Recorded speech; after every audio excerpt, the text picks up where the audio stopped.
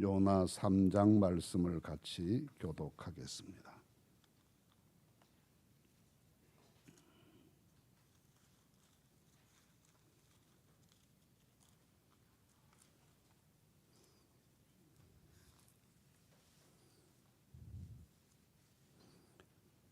요나 3장 말씀입니다.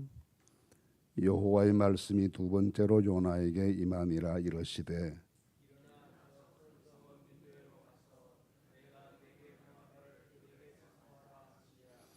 요나가 여호와의 말씀대로 일어나서 니느웨로 가니라. 니느웨는 사흘 동안 걸을 만큼 하나님 앞에 큰 성읍이더라.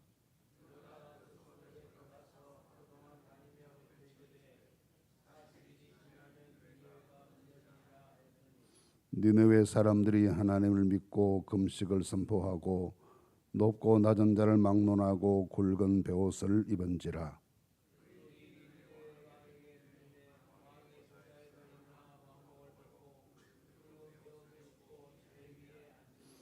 왕과 그의 대신들이 조서를 내려 니느웨에 선포하여 이르되 사람이나 짐승이나 소떼나 양떼나 아무것도 입에 대지 말지니 곧 먹지도 말 것이요 물도 마시지 말 것이며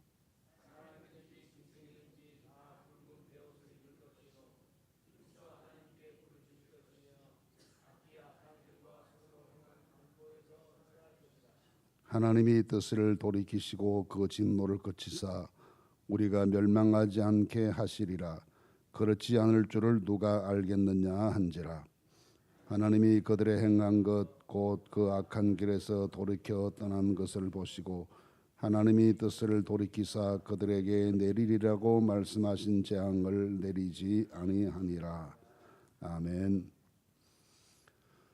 요나 3장 말씀은 하나님께서 다시 요나에게 니느웨로 가서 말씀 전하라는 사명을 주시고 이 두 번째 부르심에 요나가 순종해서 니느웨에 가서 말씀을 전했을 때 니느웨 온 도시의 모든 사람들이 회개함으로 하나님께서 작정하셨던 재앙을 내리지 않으셨다라는 내용이 전체적인 줄거리 핵심입니다.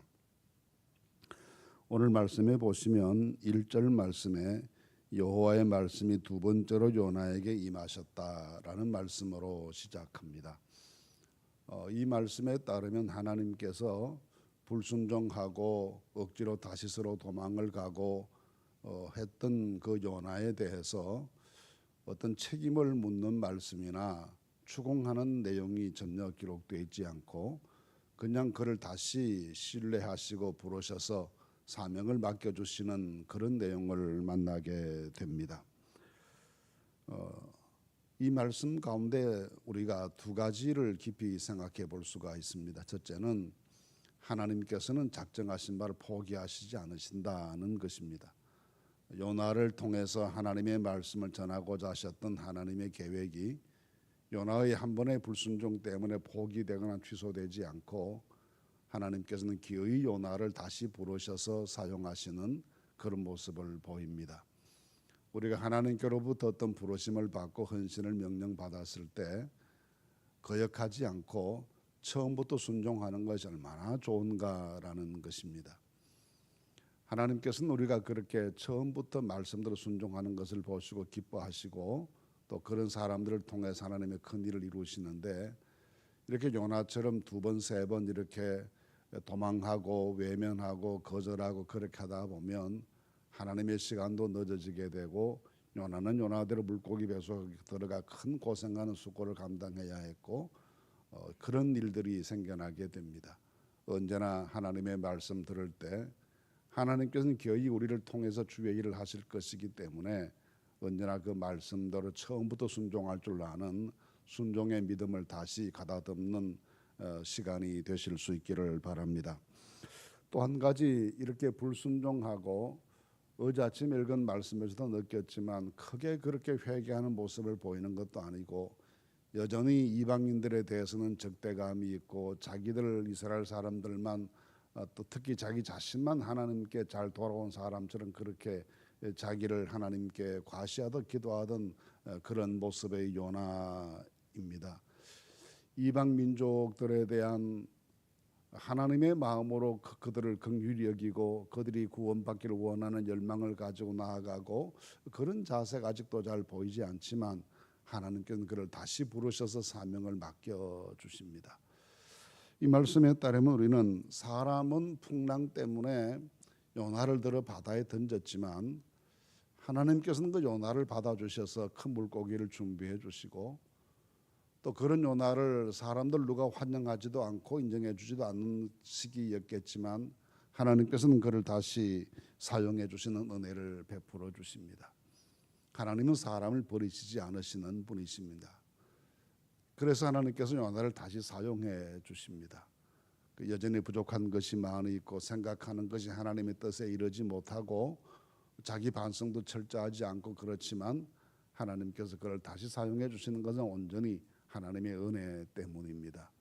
이렇게 사람이 버려도 하나님은 다시 쓰시고 건축자들의 버린 돌이 진모퉁이의 머릿돌이 된다는 말씀과 같이 하나님께서 그렇게 귀하게 쓰시는 것입니다. 때문에 우리가 어떤 사람에게 부분적인 부족함이 보이고 온전치 못한 모습이 있다 하더라도 그것 때문에 하나님께서 그 사람을 다 버리시는 것은 절대로 아니라는 점을 생각하고 누구든지 하나님께서 귀하게 쓰신다는 생각을 가지고 주님의 시각을 가지고 사람을 볼 줄 아는 그런 마음들을 마음속에 품어야 하겠습니다. 근데 요나는 그렇게 말씀 듣고 순종해서 니느웨로 가게 됐지만 그 니느웨에 들어가서 복음 전하는 자세도 그렇게 훌륭한 자세는 아닌 것처럼 보입니다. 왜 그렇게 보이는가 하면 니느웨가 사흘 동안 걸을 만큼 큰 성읍이었다 그랬습니다. 고고학자들은 이 옛날 구약 시대의 니느웨라고 하는 도시의 전체적인 둘레의 길이가 약 96km쯤 된다라고 봅니다. 한 바퀴 이렇게 전체로 돌리면 96km니까 굉장히 큰 도시이죠. 그리고 그 도시에 살았던 사람들의 수가 17만 5천 명, 가장 많을 때 17만 5천 명이 그 도시에 살았던 것으로 그렇게 학자들은 추정을 합니다. 그러면 고대 도시에 그렇게 많은 사람이 사는 도시가 흔치 않았을 것입니다. 굉장히 큰 도시였다는 말씀이죠. 그래서 고고학자들이 발굴한 것을 보면 도시 전체의 동쪽 끝에서 서쪽 끝까지가 폭이 넓은 곳에는 최대 폭이 넓은 곳은 30km이고 가장 폭이 좁은 곳도 17km 정도 되는 도시입니다. 큰 도시이죠.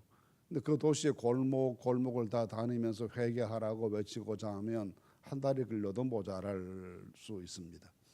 근데 요나는 하루 동안 다니면서 40일이 지나면 이 성이 무너진다 하고 하나님의 말씀을 전했습니다.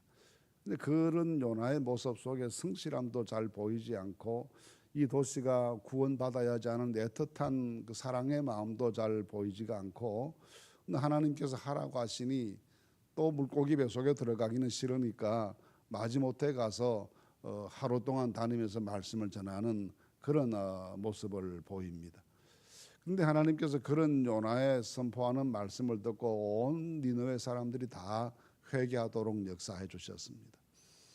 이것을 보면 어떤 경우에 이 사람은 절대 예수 믿을 사람 아니다 싶은 사람인데 살아온 내용이나 지금 사는 모습을 보면 절대로 복음을 받아들일 사람이 아니다라고 생각하는데 의외로 전도해 보면 쉽게 기다렸다는 듯이 그렇게 나도 믿겠습니다 하고 결정하고 작정하는 사람이 의외로 주변에 많이 있을 수 있습니다. 우리가 쉽게 판단해서 이 사람들은 안 돼, 이 사람은 안 돼 그렇게 미리 포기하지 말고 어떤 상태로 하나님께서 역사하시고 준비시켜 놓으실지 그건 누가 알겠습니까? 니느웨 사람들이 이렇게 그 요나의 하루 동안의 전도를 듣고 그 다음 나오는 말씀은 온 도시 전체가 발칵 뒤집어져서 베옷을 입고 회개하고 짐승까지 금식을 시키면서 이렇게 회개하는데 그런 반응을 보일 것이라고는 아무도 생각하지 않았습니다. 때문에 우리가 쉽게 판단해서 이 사람은 안 돼 그런 생각하지 말고 하나님께서 준비시켜 주시고 하나님께서 구원하시기로 작정하시면 간단한 권면 한마디에도 믿고 주께로 돌아올 사람들이 많다는 생각을 하고 때를 얻든지 못 얻든지 사람 구별하지 말고 사람 생각으로 판단해서 버리지 말고 누구에게나 말씀 전하기를 즐겨하는 그런 하나님의 사람들로 우리 모두가 살아가야 하겠습니다. 그런데 5절에서 10절 말씀까지의 니느웨 회개가 기록되어 있는데 온 백성들이 다 하나님께 회개하고 금식하기 시작했습니다. 근데 그 이야기를 듣고 왕도 이 회개하는 운동에 동참했다라고 6절 말씀에 기록되어 있습니다. 이 왕이 회개하는 모습을 보면 우선 백성들이 먼저 회개했습니다. 그 백성들이 먼저 회개하는데 그걸 보고 자기도 따라서 회개하기 시작했습니다.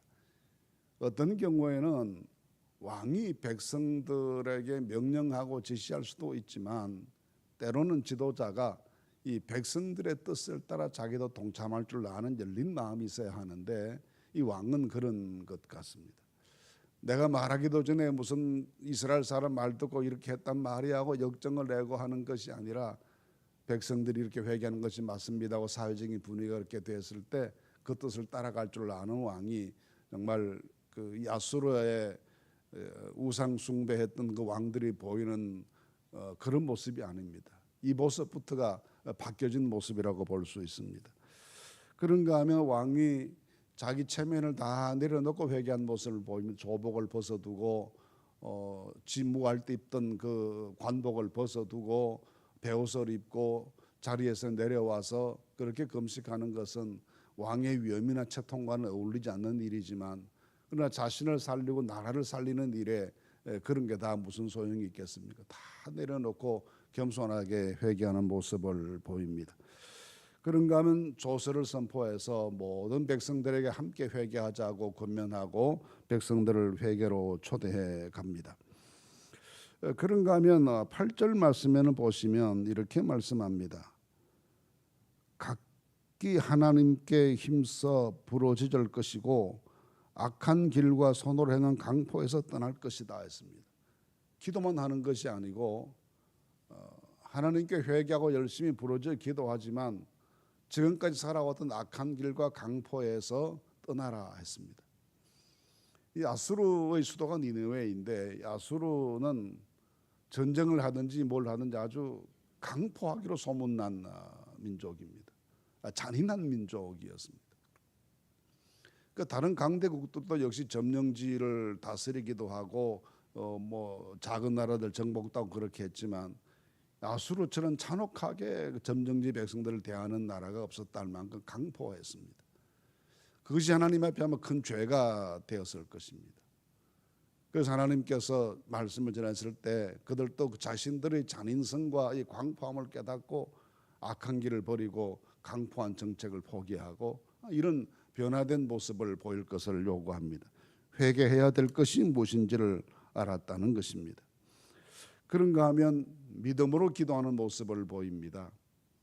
이렇게 말합니다. 9절 말씀에 하나님께서 우리가 멸망하지 않도록 그렇지 않을 줄을 누가 알겠느냐.